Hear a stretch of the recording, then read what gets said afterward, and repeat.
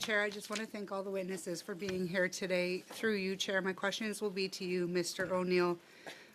Being Vice President of Research and Innovation, given that holding only about 12% of patents generated here and roughly 80% of our Canadian developed IP is foreign owned, from an accountability perspective, should federal research funding be more directly tied to ensuring economic and societal benefits remain here in Canada?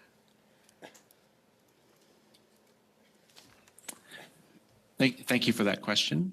Do I address it directly now? Through the chair, but yeah. Please go ahead. Okay. Thank you, Madam Chair. Yes, so it is true that we have to do work in Canada to ensure that the intellectual property that is created through Canadian research provides the maximum benefit to Canadian citizens, Canadian taxpayers. The numbers that you quoted are concerning.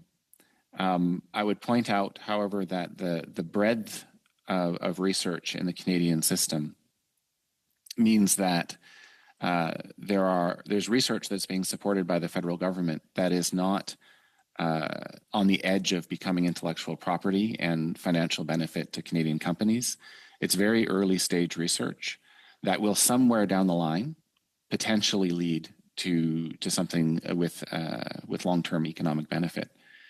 And so we do need to strengthen our system to support the translation of the knowledge we create into products, policies, societal change that benefits Canadians.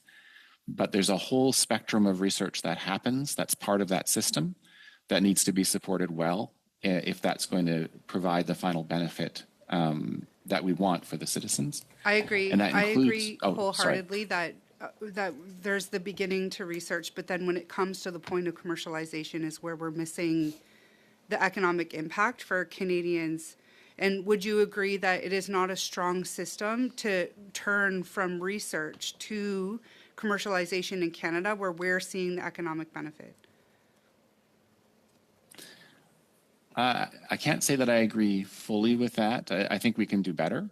But we have many examples, including examples out of my own university, of university inventions being turned into innovations, being turned into companies, and having those companies employ many Canadians.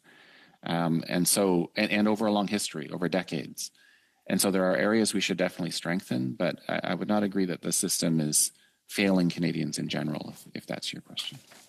I'm not suggesting that we're failing in general, but I am, and it's clear that it's costing up right now economically up to $75 billion yearly, 2.7% of our GDP, and $5 billion of lost tax revenue for not commercializing here in Canada. While I can agree that there are some jobs created, what I'm seeing is that we have 20 Canadian universities that have partnered with Huawei on hundreds of patents. And so these patents are going to foreign companies that we've banned their technology, and our research is paying for that. So where is the accountability to ensure that our IP and our innovation stays in the ownership of Canadians today? So in terms of accountability, it can be very difficult to trace back where everything comes from over a long period of time and to apply it. But I would say something we haven't been great at in Canada is making the technologies we create, the words we tend to use in the system are to make them sticky, to make them stick to Canada, to make them have the maximum benefit here before they're purchased and potentially moved to another jurisdiction.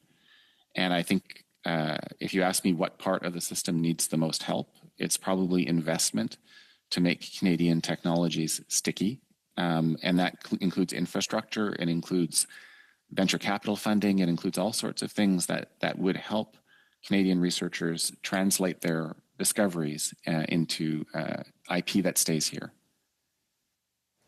Yeah, you touched on something that I agree with is the infrastructure piece, and we have to ensure that when we're funding infrastructure for research, that is also not going to foreign companies. So, for example, we had an IP lawyer give recent testimony about the U.S. Cloud Act and other American laws that put our digital sovereignty at risk. And right now, we're not prioritizing our public funding around data infrastructure to ensure that it remains sovereign when the data is here on Canadian soil by Canadian companies.